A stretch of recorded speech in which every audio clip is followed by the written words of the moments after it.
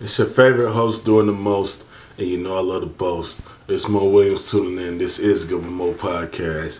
Big shout out to everyone who watched the last episode. We hit 1,700 views. 1,000 views was a goal of mine for a long time, but I did not expect to hit it, especially at the beginning of the year so soon. I definitely appreciate everybody who tuned in, but I have a sad truth about this episode. As much as I tried, this is the main reason why I made it a part 2 featuring Tony G, Tony7, and 808Kaine. The truth behind it is that the end of the video kind of got corrupted. So it's a 30-minute video. I split it up in two to try to spend an extra week to recover the ending of the video. So technically it never ends. But if you guys can get this video up to just 30 likes and, say like 15 comments, we can do a part 3 because it seemed like you guys really liked it. But another big accomplishment, I found out on Google that through iTunes that Give 'em More Podcast is top 10 globally. That means a lot to me. I haven't even been posting to iTunes. I really just been focusing on YouTube. So I had a low listener score, but I was still in the top 10% globally. So we're about to get the iTunes and the Apple Podcasts going back up soon. As you know, it's a process. But shout out to my team. Shout out to Eric and Vessel. Shout out to everyone who's done the show so far. But like I said, I do apologize. You do still got 15 more minutes worth of content after this. We got a new intro. I hope you guys like that as well. And thank you guys for tuning in as always. It's your favorite host, Mo Williams, and I'm out. I just hope I'm inspiration, cause that's what we all need. Give 'em more. Sometimes you just need some good words. Give 'em more. Knowledge keep increasing since birth. Give 'em more. I guess being real got its perk. Give 'em more. And when you think you can't get any worse, give 'em more. If you got something heavy on your mind, give 'em more. If you feel like you about to fall behind, give 'em more. Even if you doing just fine, give 'em more. Young guy, this is your time. Give 'em more. But realizing, like you were saying, like your immediate circle, I actually went through something like that where I've had, a group of people that I figured since we've known each other for more than a decade, it would always be tight knit. But what I realized that we all are on our individual journeys, and then sometimes just like things don't happen like that. So what I started to do recently was just like begin to open up myself to just receiving new people, and I'm telling you, I'm just meeting like all kind of people in such a short amount of time, and I'm just like, dang, I wish I would have done this sooner. Right. You know what I'm saying? Just like people are just coming in and offering me things to the point where it's like I barely have to do much or anything to get anything done because there's so many people I'm meeting that's offering to help me with just. Yeah, so it's like me and my closest friends back home, like we hardly ever talk to each other. I actually talked to one of them today, but like I always tell them, out of sight, out of mind. You don't think it's real because when you grow up, you got all these goals. Like, we gonna get all this together. That don't mean you won't get it together, but somebody might get ahead of the other one, and that's when you figure out who really for you. Like, can you celebrate me just as much as you celebrate yourself? Exactly. And that's what I went through. And I say my two closest friends from back home, we all celebrate each other. But, one would get mad at the other, like he changed, and I'd be like, you gotta know your friends. Like, you might got a friend that you get caught by the police, you can call him, he gonna get you. You got another friend who ain't gonna come. That don't mean he not your friend. That's just, you gotta know your friends who gonna help you in a sticky situation. So that don't mean like, man, he ain't come, he ain't cut me up. He ain't never come. He been your friend this long, he ain't never come. Really think about it, like, why would you cut him off because it was a serious situation? Well, you had a game, you had an interview, you had other things come, he ain't show up then. So you always knew this person ain't gonna show up, but this friend will. All your friends serve different purposes. Yeah. So I think we hold ourselves back, I'm from South Carolina, y'all from North Carolina, So I used to feel like it's Carolina or nothing, but, as you see the artists like the baby, like in order for him to go as big as he is, he had to go to Atlanta, had to go to LA. Gotta go to New York. Gotta collab with all these different artists, even if you don't like them, so to speak, because now you need their fans. Like, watching the interview on YouTube, Gilbert Arenas talk about Vampire. So we look at music, the rap game, you would say Drake is at the top, J. Cole, however you want to look at it. Basketball, LeBron's at the top. What they do is you at the top because they know how to go down to the bottom and vampire off the youth. So when a new artist come in, so what was it, Block Boy JV? Yeah. Shoot. Yeah. That song had already blew up, but Drake went down to the bottom and said, let's make Look Alive. It sounded just like his song. People don't even talk about Shoot no more. They talk about Look Alive. What he did was he put himself into, where he from, Memphis. Yeah. He put himself into the Memphis culture. So now he took Block Boy fans. Drake is still Drake, and I don't know what happened to Block Boy.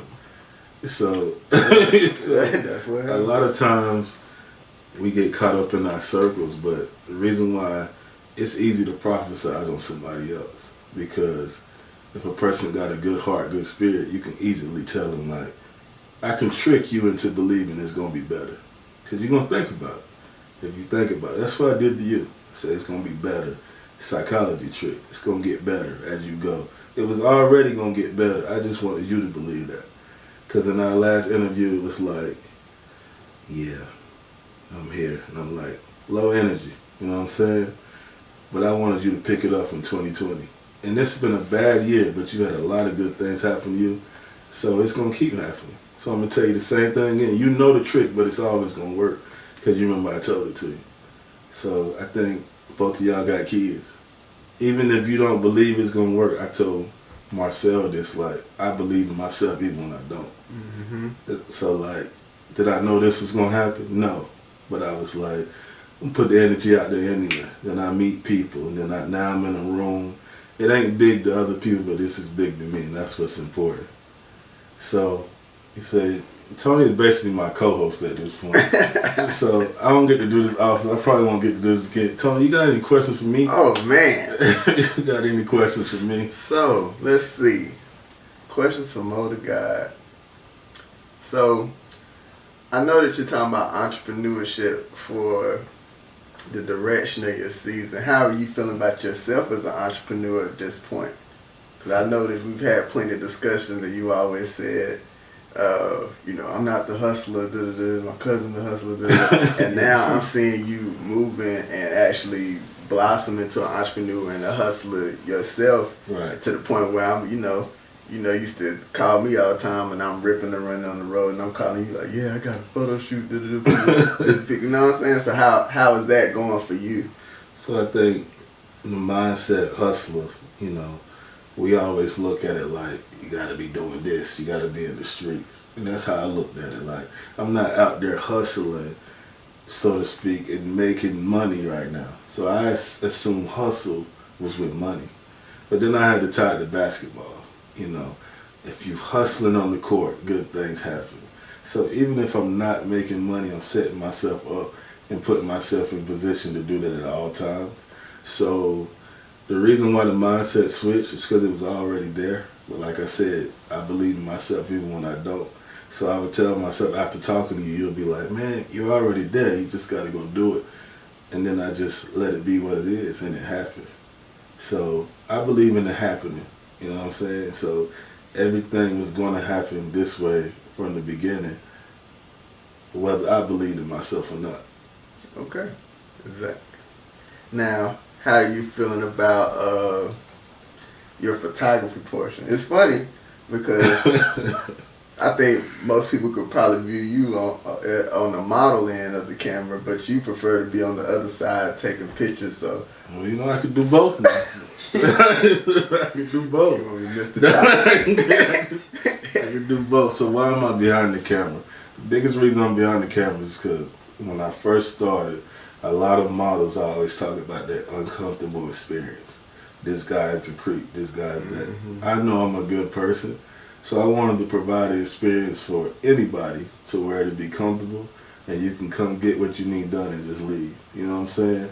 Like, I have a girlfriend, she's in the corner, they can't see her, and I'm happy. So I'm not going to be a creep, somebody doing a photo shoot. Even if she's attractive, you can be like, okay, you're attractive, but we're here for business. Exactly. So I got behind the camera because a lot of people feel uncomfortable taking pictures with somebody.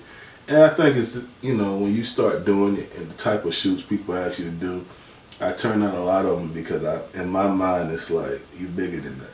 Like, you're gonna go do this new shoot, and when I give you the pictures back, you're not even gonna post them because you're not even ready for the world to see that. But you thought you was, but you can look better with clothes on. So I stepped behind the camera so people be comfortable. And, you know, me, I'm all about fast turnaround time and just no gimmicks, just getting it done. All right, and I'll give you one more question. So, you know, I understand this is the podcast and we focus on this. Right. Where are you trying to take all of your, like, the Niobe and your collaborative efforts between photography, trap art, the podcast, everything that you got going on? I know some of your other business stuff, but I don't know if you want to say anything about it. So first we got Niobe, that's the LLC, and it stands for 9 Nobles. Of course, 9 to me is the number of completion. I am a 9. You look at it like this: 7, 8, 9. So you may even think about it, 7, 8, 9. So your business is about 7. You 808Kaine, and I'm all about the 9 or the 41, which is a 5 to me. So a lot of my businesses are number based. So you got 41 degree. That's when my life path number break down to a 5, but my favorite number in basketball is 41. So then you got Niobe, that's the bigger picture. You got Give 'em More podcast. So that don't have a number in them, but it got my name in it. So everything I did is about me. So the 9 is at the top because that's the completion, but everything go under it. So you got the 41, that's the side of me, which is taking pictures, and then you got Give 'em More podcast. That's the side of me that says, I may not can be an artist. I could be, but that's not what I want to do. I want people to feel like you don't have to rap. There's nothing wrong with it. There's a lot of people feel like they have to rap to be heard. So why not start a podcast from 0 subscribers? We up to 104, over 1,000 listeners weekly. When I put out an episode over 6 platforms, and I did it. I ain't gonna say I did it all by myself. I did all the paperwork and stuff by myself. But there's a lot of times in between where I need some inspiration, and I'm calling you, I'm calling Mary. 8 Ball, me and him message each other randomly. You know, I might send him something from Rummy. I'm just pulling from different people, and I'm able to live life vicariously through other people in my mind, and that's where the wisdom came from. I never had to be in the streets, but I know what it's like, just from dealing with people. So when you talk about the different companies, just think there's different versions of me. So that's what I do it for. Yeah. See, I'm ready. Yeah. I didn't know you wasn't nobody about to burn it. You know what I'm saying? Okay. So as far as being an entrepreneur, like, you taught me that the business side of the thing was major. So like, before you put out projects, you make, like, anytime I put one of y'all songs on my thing, I get a message like, hey, this is copyrighted. So why is that so important to make sure you own what you own? So especially for us, like, I know you mentioned artists like Drake and DaBaby, and even in the sense of rappers in the past. Right. 2020 has definitely changed all this, but my mindset kind of remains the same as far as music.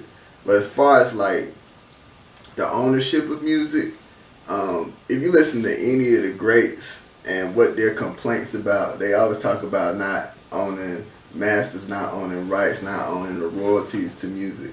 And for us who don't have like a large backing and plan on doing it by ourselves, owning our music and getting everything down pat is like a savings account for us. Yeah. It's an inheritance, because when we leave here, our music is gonna still be on Tidal, Spotify, websites, YouTube, whatever, generating income, and you want those income sources, you know, going to the right places. So when I'm gone, my daughter, you know, look at Michael Jackson's kids. They're not gonna have to worry about anything. Right. Because he owns all what he needs to own with his music, and anytime we're playing his music, every Halloween you're gonna play Thriller. Right. I mean, it's not really occasion not to play Michael Jackson. Right. You know, so when you know him reaching that level, you want that stream of income to keep coming to your family, and you know, music is something I can definitely speak for us that we just do for the love. Right. I pray and I do believe I will reap the benefits from the music during my lifetime while I'm alive. But if I were not able to do that, or I reach some other means of success, I have to guarantee that those funds and everything that is generated from the things of my mind, or any kind of creation, go to the right places. And even now, like I'm even more so. I've been speaking to him about even getting physical documentation, because everything's so digital now, and making sure everything's split and like having, right. You know what I'm saying? You need that for our own little keepsake. And I'm really making sure I'm getting the business right in the aspect of making sure everybody gets paid for their work, no matter where the music is going, who's producing. I want us to have a collaborative family business atmosphere where everybody's able to travel in their own paths and for their own purpose, but still accomplish and complete their missions and objectives. So. Right. So is there multiple levels to that? Because you got somebody that make the beat, and then you put, like, do you buy the beat, how does that work as far as? So usually, yeah, we have, like, you purchase the beat, and I tell people all the time, like, because I've done this a lot. I've definitely purchased a bunch of beats that I have not used, but the relationship that I built with 8, where I can kind of send him a draft and we kind of bounce back. He can give me like realistic input, like, yeah, we should probably go forward with this one, or we shouldn't. And then working out the financials as far as paying the upfront for the beat, if I could be open about how we do. So really, he'll send me like a bunch of samples, and this last session he has like his contract stipulations of what he would like in the samples. It pretty much covers in the email, so not that I would ever steal anything from it, but just pretty much tell you up front what the percentages are, how much everything's going to cost per beat. I make a selection. I start making drafts, and then when it comes down to us starting recording is when I start the payment process. After we get all that done with, then we have to hash out paperwork as far as royalty and composition splits.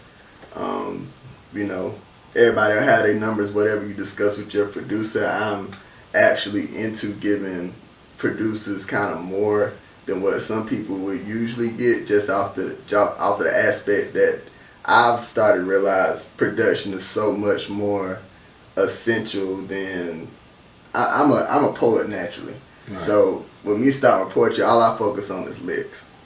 So this project, especially the Tony G project, I was real instrumental about getting feedback from 8, making sure that I wasn't being too stubborn as a Taurus and not blocking out every single idea that was coming through. Like, and he'll tell you, like, no, I need this track, I need this, and he'll be like, okay, I'm glad your voice, and he'll respond to me in the in an adequate manner, and we would kind of hash it out.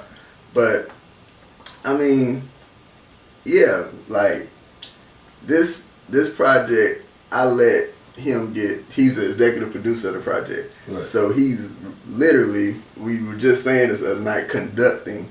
Like when you start hearing what him and Jason Jett playing Jason Jett is the mix and the master engineer. When we started getting them together, like the last session we had, we're literally, I let Jason do his thing, I let him do his thing, then I let them do their thing together. And we just kind of sit and all bounce around each other like, okay, let's do this, and make the transitions, I mean, dare I say, perfect. Okay. Yeah. So you had to learn to start your